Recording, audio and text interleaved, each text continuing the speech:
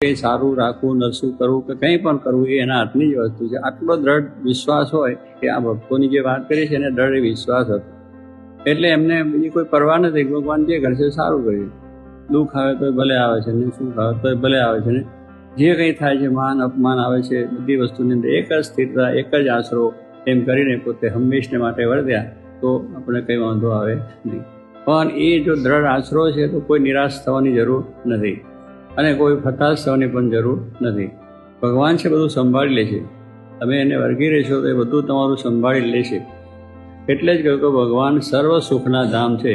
કે પછી તમારા દેહનું સુખ જોઈએ તોય, આ લોકની સંપત્તિ જોઈએ તોય, પછી તમારા વેપાર ધંધો બીજું જોતો હોય ભલે, અને અક્ષરધામનું સુખ જોઈએ તો એક જ આધાર છે.